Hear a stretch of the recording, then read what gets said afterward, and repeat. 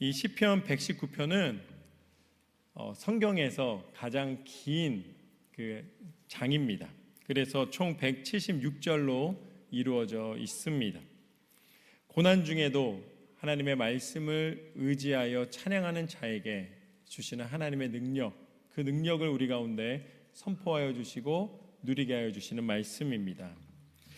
특이한 점은 이 시편 119편이 히브리어의 알파벳 그 22글자를 자음 22개를 하나씩 다 풀어서 사용했다는 것이죠. 그래서 이렇게 길어진 겁니다. 그러니까 예를 들어서 한국말로 말하면은 기역, 니은, 디귿, 리을 이게 쭉 해서 히읗까지 쭉 거기에 맞춰서 이렇게 썼다는 것이죠. 그래서 제가 조금 그 이해가 쉽게 되시도록 제가 한번 적어봤습니다. 그러니까 기역 그러면은 고요한 새벽 주님의 음성을 들으며 내 영혼을 깨웁니다. 니은 눈물의 기도 속에 주님의 약속은 희망이 됩니다. 디귿 두려움 대신 주의 말씀으로 내 마음을 새깁니다. 리을 조금 시적으로 표현했습니다. 라일락 향기보다 진한 주님의 사랑이 내게 임하셨으니 미음 매일 주의 말씀 속에 나는 새 힘을 얻습니다.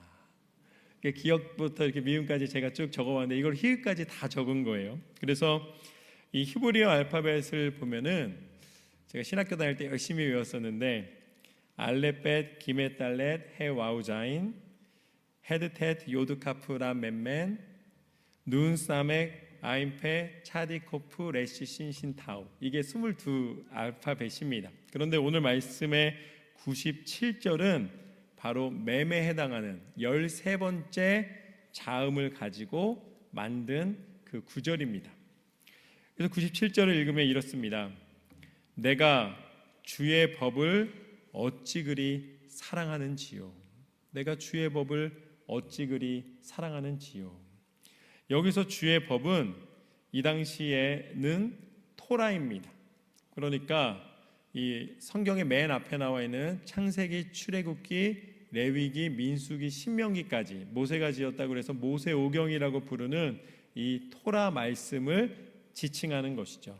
그래서 그 주의 법이 너무나 사랑스럽다라고 표현을 합니다. 그래서 이 주의 법이라 그래서 레위기에 나와 있는 것처럼 이 어떤 해야 되는 것, 명령 이런 규례만 있는 것이 아니라 하나님이 온 땅과 만물을 창조하신 그 섭리와 또 그 가운데 다스리는 하나님의 통치와 또 하나님이 우리를 사랑하셔서 우리의 모든 죄악된 것을 용서해 주시고 선한 길, 그러나 악하고 죄악된 길을 벗어나야 한다는 그 모든 인생의 길의 지침을 알려주시는 말씀입니다.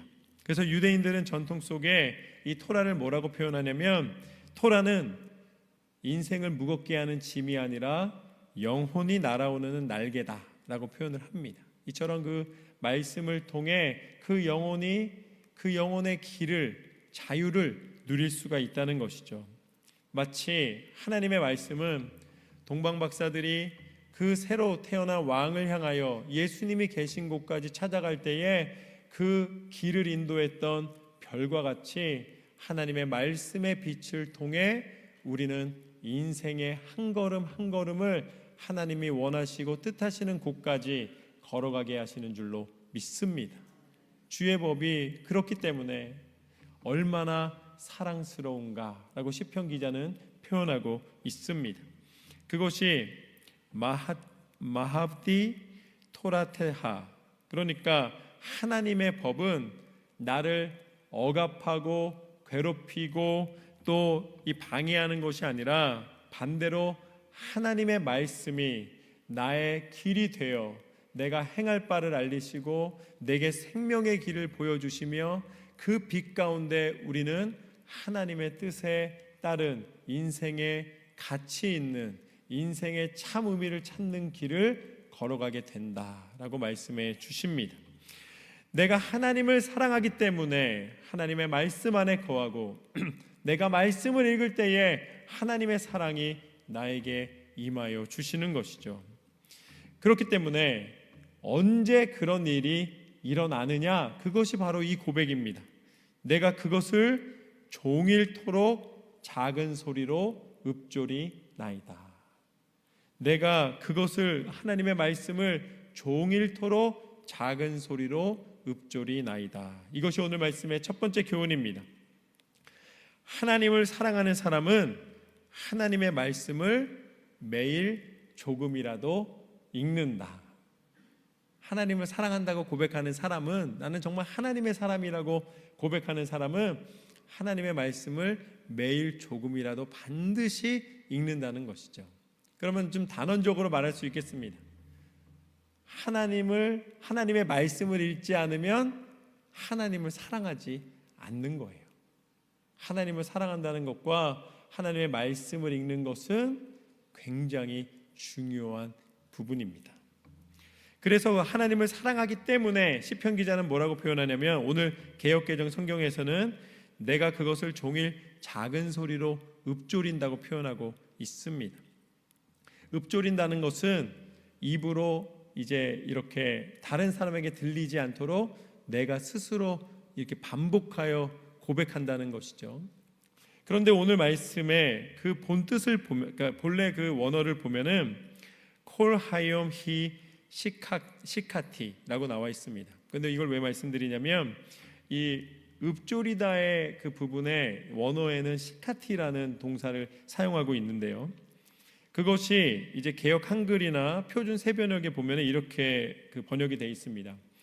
내가 그것을 종일 묵상하나이다. 그 읊조리다라는 부분에 묵상합니다라고 표현이 되어 있고요.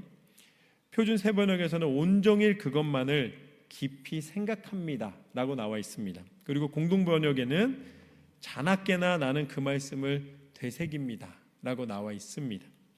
그리고 영어 성경에는 It is my meditation all the day라고 나와 있습니다. 그러니까 매일 종일토록 그것을 묵상한다라는 표현인 것이죠. 조용한 시간으로 그것을 내 안에 들리게 만든다라는 표현입니다.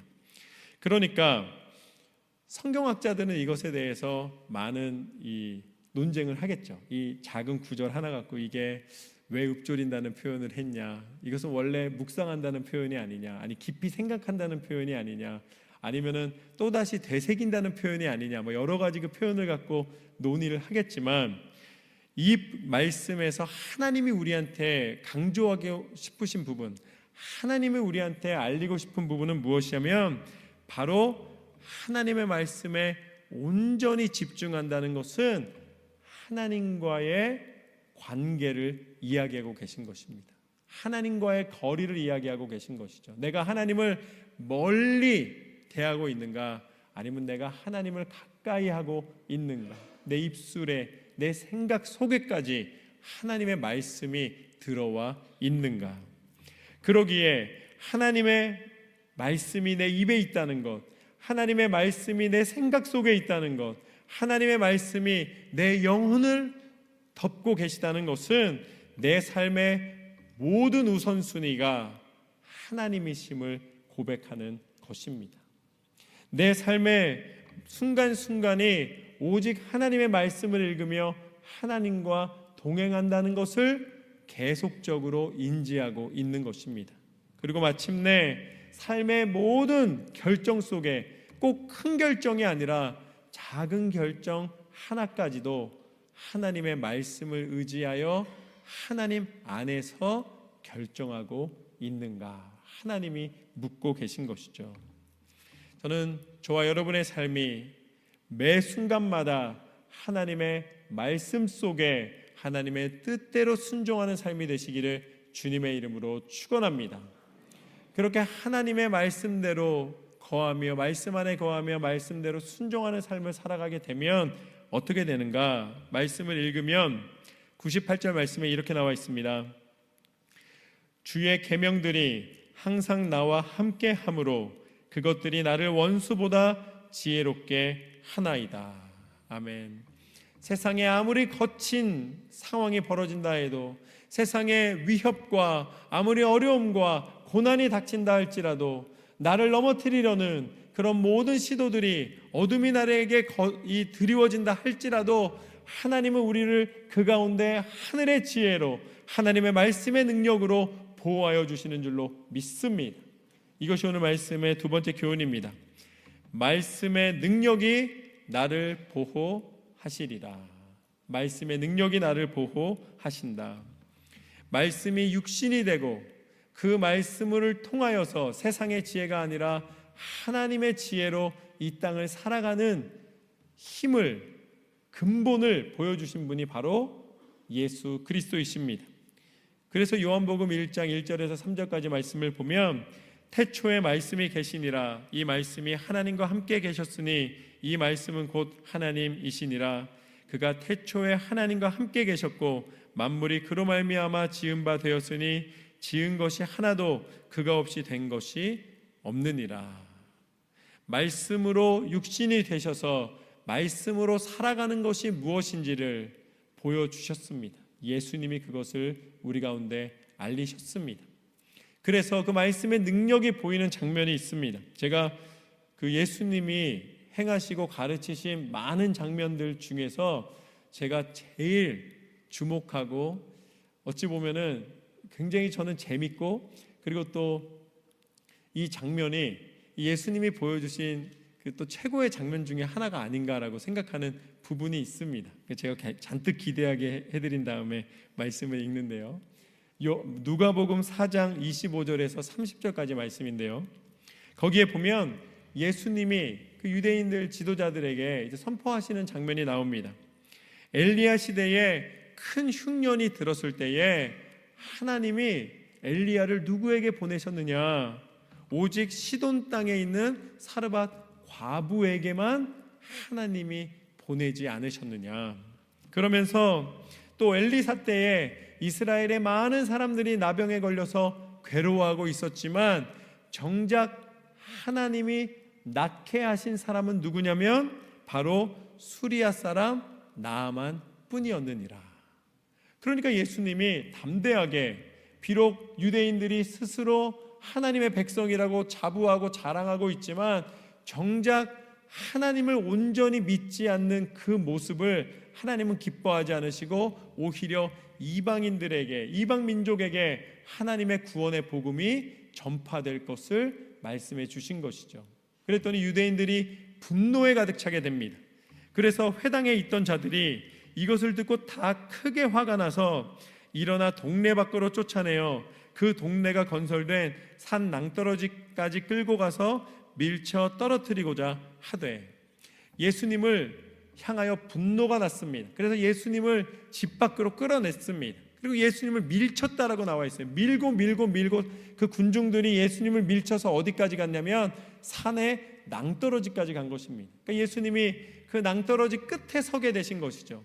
이제 밀기만 하면은 예수님은 낭떠러지로 떨어지는 이 아주 위험한 상황 속에 처하게 되셨습니다.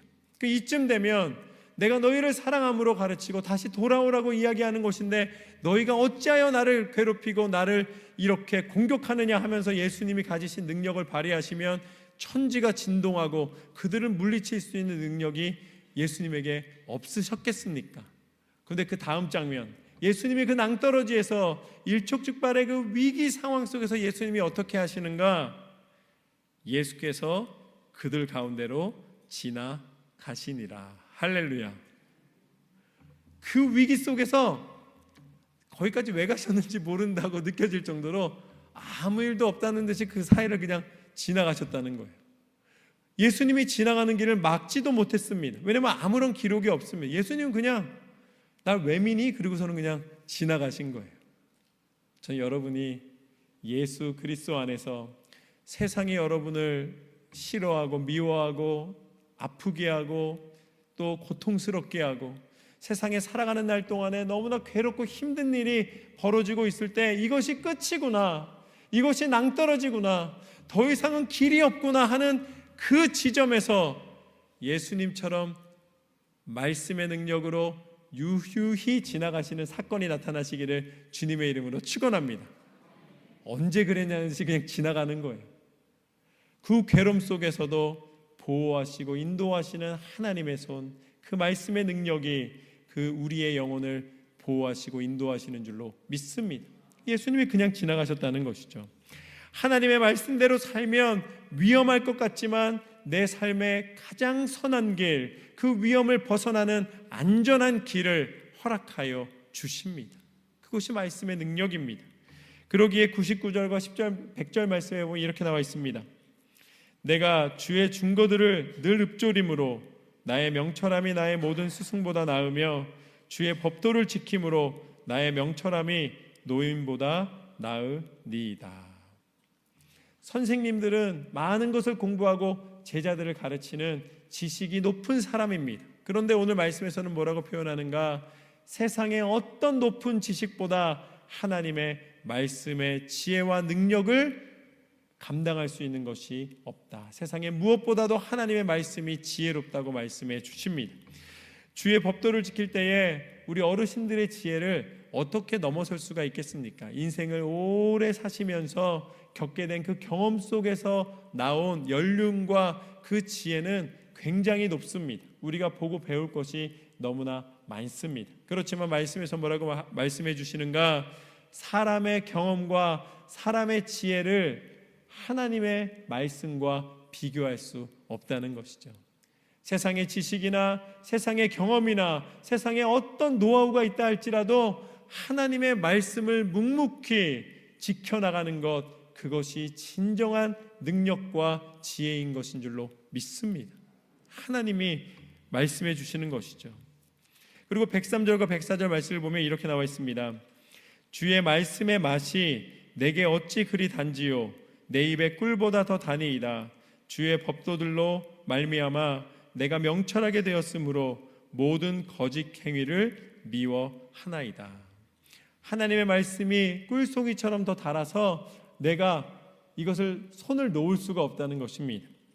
제가 처음으로 말씀을 사랑하게 된 계기가 있는데 계속 말씀을 많이 읽어야 된다는 거예요. 부모님도 저에게 말씀하셨고 교회학교 선생님도 계속 저에게 중학교 때 계속 말씀하시는 거예요. 말씀을 읽어야 된다.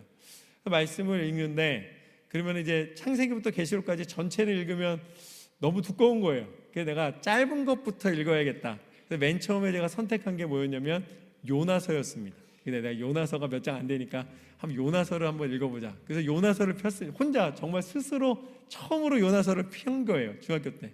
그런데 요나서를 읽는데 제가 그 당시에 그 중국 무협지에 빠져 있었거든요. 막 무슨 장풍 쏘고 막 이런 것들 막 무협지 한 번 읽으면 10권 되는 거를 막 밤을 새서 읽고 막 이랬었거든요. 그런데 요나서를 읽는데 아니 이렇게 재밌는 그 내용이 막 물고기 뱃속에 들어갔는데 다시 뱉어내고 다시 니느웨 성에 들어가고 말했는데 호박농쿨을 줬는데 막 원망하고 이 내용들이 도저히 눈을 뗄 수가 없는 거예요. 몇 시간 안 되는데 요나서를 다 읽고서는 너무 재밌는 거예요.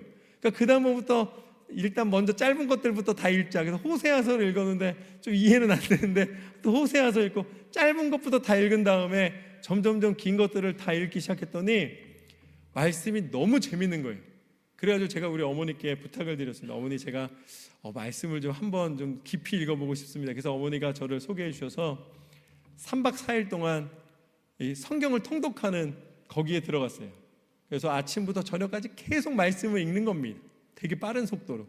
그래서 제가 그 말씀을 창세기부터 계시록까지 읽는데 보니까 옆에 사람 보니까 거의 다 잠들어요. 다 읽다가 이렇게 성경책에다가 머리를 박고 자고 있는데 저는 한번 끝까지 읽으리라 마음을 먹고 하여튼 막 눈이 충혈되는 하든 끝까지 제가 성경을 읽었는데 계시록까지 3박 4일 동안에 이제 창세기부터 계시록까지 전체를 읽은 거예요. 계시록 말씀에 주 예수여 다시 오시옵소서 아멘 하는데 그 순간에 제가 이 눈이 갑자기 환해지기 시작하는데 갑자기 머리가 이 시원해지고 눈이 환해지면서 말씀의 능력, 말씀의 그 맛, 말씀의 은혜가 이런 거구나 라는 것을 깨닫고 나니까 그 말씀 안에 사는 것보다 더 좋은 것이 없음을 하나님 앞에 고백하게 됐습니다. 저는 제가 경험한 동일한 것을 우리 성도님들이 똑같이 경험하게 되시기를 주님의 이름으로 축원합니다. 말씀의 능력이 임하고 나면 그 말씀 가운데 하나님의 지혜가 임하게 된다는 것이죠. 잠언서 6장 말씀에 보면은 이런 말씀이 있습니다. 여호와께서 미워하시는 것, 곧 그의 마음에 싫어하는 것 싫어하시는 것이 67가지이니 곧 교만한 눈과 거짓된 혀와 무죄한 자의 피를 흘리는 손과 악한 계교를 꾀하는 마음과 빨리 악으로 달려가는 발과 거짓을 말하는 망령된 증인과 및 형제 사이를 이간하는 자이니라. 하나님 앞에 내가 어떻게 살아갈 것인가, 말씀을 읽으면 그 말씀 가운데 하나님이 교만한 눈을 싫어하시고 겸손한 자에게 임하여 주심을 깨닫게 됩니다. 그러면 겸손한 삶을 살아갈 수가 있는 것이죠.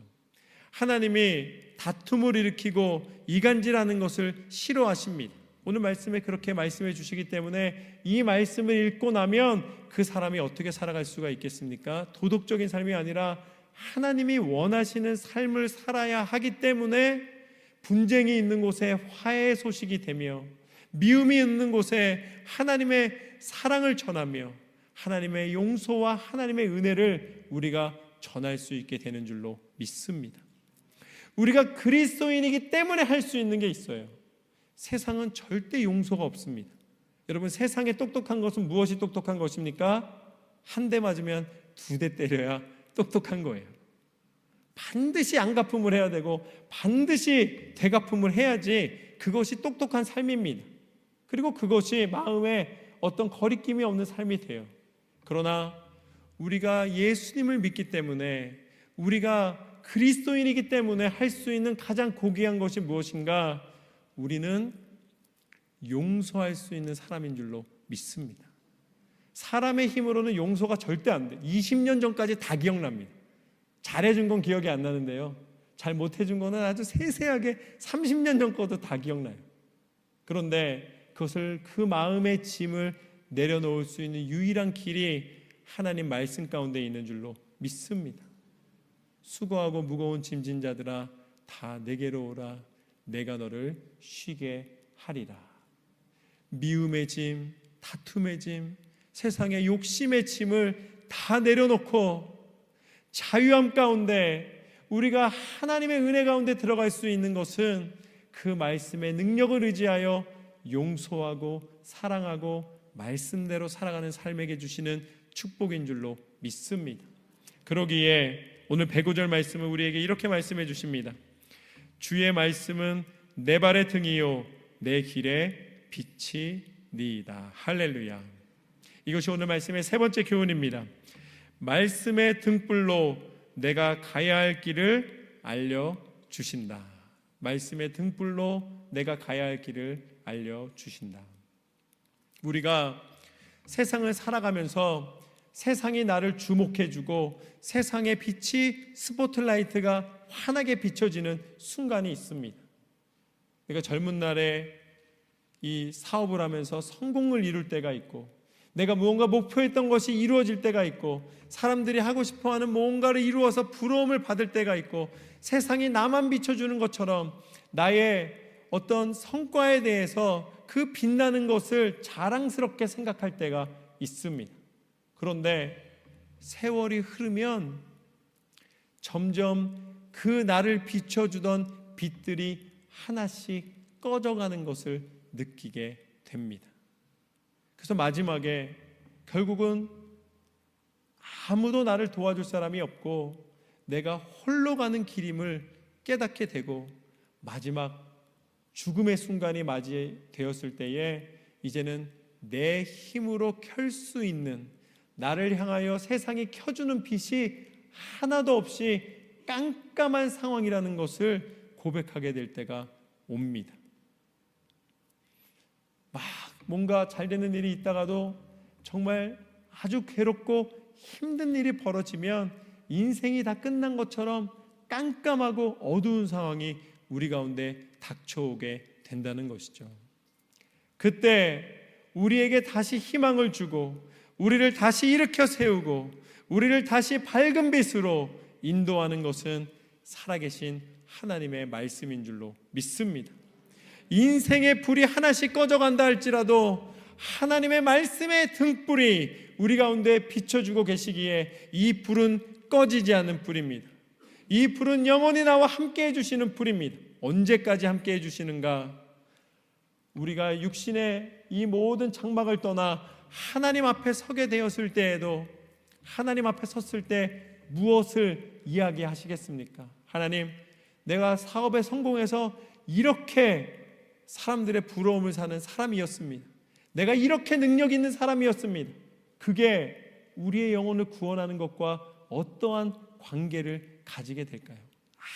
아무런 관계가 되지가 않습니다.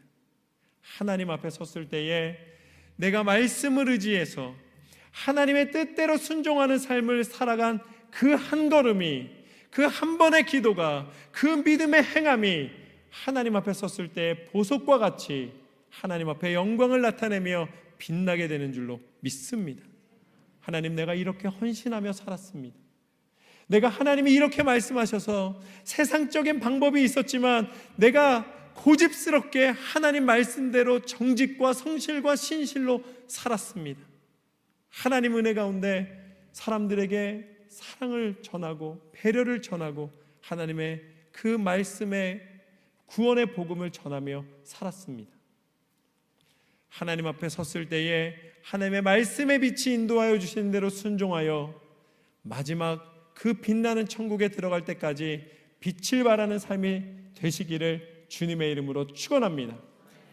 말씀의 빛만이 우리를 비춰 끝까지 인도하시며 하나님 앞에 서는 날 그 영광의 빛의 시작이 되고 증거가 되고 은혜로운 고백이 되게 하실 줄로 믿습니다.